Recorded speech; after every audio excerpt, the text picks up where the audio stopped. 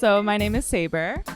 I am all about the music, all about peace and positivity, and just like self-assuredness. I think growing in your confidence, really what I'm all about. First off, tell me why you chose to perform Peace and Love tonight. Peace and Love was my single from last year, produced with The Flam and Beat Talks, who were on the performance today. I chose to perform it because I just think the world needs more of it as a concept, as an evolutionary process, and yeah, it just makes me feel good. What is the song about? Yeah, looking back, this song was definitely a love interest song, and it was about this female archetype that actually evolved into Mother Earth for me. So I initially was kind of awoken by that love interest, and then I realized it could reflect back into the world so much more from the heart. So kind of taking something that was personal and making it universal.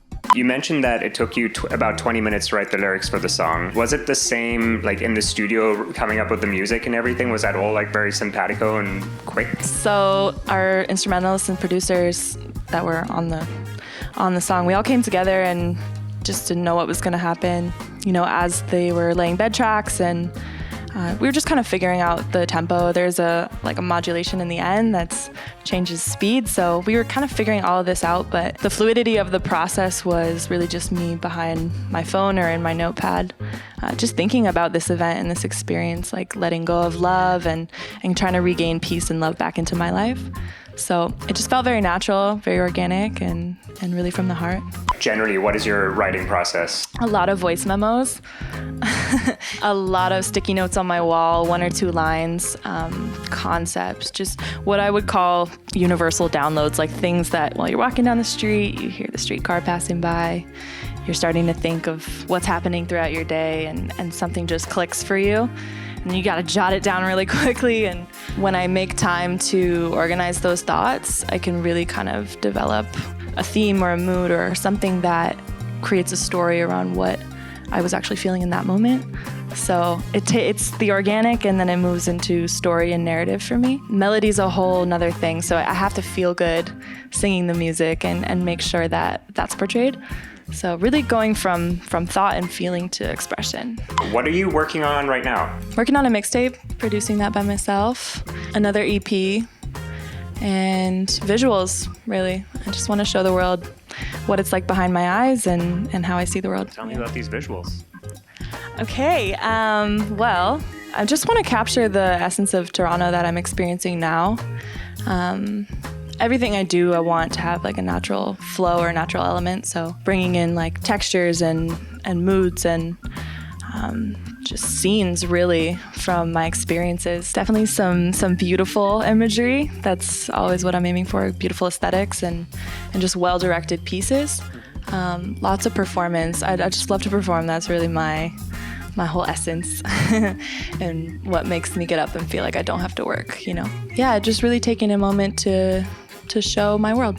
You were known for being a community activist. Can you tell me some of the things that you're involved in? Let's see, it started in Los Angeles, really, which is where my music journey began. I was working at a kids' domestic violence prevention shelter, so working with them after school with different musical instruments and different kind of homework activities to help them kind of avoid exactly what they were destined for. Like 90% of the crime happened within 1 square mile of this center. So having those experiences and really working with kids ignited a lot of my character and things that I went through in my past. I'm a sexual assault survivor myself. So this was very important to me to really stand on that and not wear that as a victim suit, but just realize like that is a huge part of my purpose now and really tapping into that. I was honored to kind of do that work and provide that light for kids. And that translates here in Toronto just in ways that I've been involved in the community, still getting to know all the organizations that are out there and ways that music can provide like a healing stitch for these ripped tapestries, if you will. So I do want to go back to before you were in Toronto. Sure, yeah. You were born in the States, in San Diego, you were saying? Yeah, so I'm born in San Diego. I was about 45 minutes north of the border of Mexico. Great place. Yeah, I love being from there. Tell me about the juxtaposition of living in LA and now Toronto. Well, as we were kind of speaking about earlier, 27 million people to Toronto's 5 or 6 million. It's a huge contrast. You know, you don't know, you don't know how busy life can be until you're stuck in bumper to bumper traffic for 2 hours and you actually have to sit and be quiet. And you're just like, wow, I have all these thoughts to kind of decompress and just compose in that time. Toronto is a much more connected city, in my opinion. That comes with like transit and social services and things that as a Torontonian you may take for granted. But, you know, living in LA, you don't necessarily have the fluidity of those luxuries. They still exist, but they're just harder to access. I would say musically, the scene here in Toronto is very, very focused on craft, which is something I really admire about Toronto musicians. So yeah, just finding these nuances and these changes between cities. But, you know, you still got good food here and there. I do miss my burritos. With California Burritos has French fries in the burritos. So okay. Yeah. Check it out when you go. Right on, yeah. That sounds delicious. If you had to choose between living in California for the rest of your life, and not being able to ever leave, or Toronto, who do you pick? Toronto. Never leave. I can't leave. Which local artists do you jive with right now? I'm a big fan of Terrell Morris. I like Terrell Morris. Clear Mortifee, good friend of mine. Maybe one more would be Liz Lockery. She's a good friend of mine too. Yeah. What would you say is your favorite venue? Okay, so Mod Club is really cool. I really just find I don't know, it's very punk to me. I like punk venues. And then I think Burdock is another huge favorite of mine. Probably a common answer in the city, but yeah, they do well. They do well with their sound and their artists. They treat everyone really nicely there. So the X Space, the Cultural Center on Lansdowne and Dundas, awesome. It's a gallery, but I caught Lido Pimineta there. She won the Polaris Prize a few years back. Okay. Awesome experience. Check it out. What is your favorite go-to spot in the city? Simone's on the Danforth. You know Simone's? Oh, thank God you know Simone's. Simone's for Caribbean food. Absolutely. Ackee and saltfish. Okay.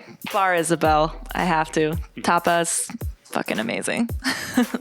What is your favorite first date spot? The Green Room. Last song you listened to? It was Peach by Kevin Abstract. Is there anything that you want to plug right now? Yeah, I mean, everyone who's an American living in Canada, get your absentee ballot or absentee voter registration done. The election's coming up. Just be true to yourself. That's all I want to say. And tell me your best dad joke. Okay, this is one that my actual dad said. I don't want to fuck it up. What do you get when you cross an elephant and a rhino? Hell if I know. I love you, Dad. If you could have any superpower, what would it be? I would want margaritas to just appear out of my spit so that if I get, I got a hot a loogie, I can just drink it. Drink it up. Yeah. You'd be like... That's disgusting.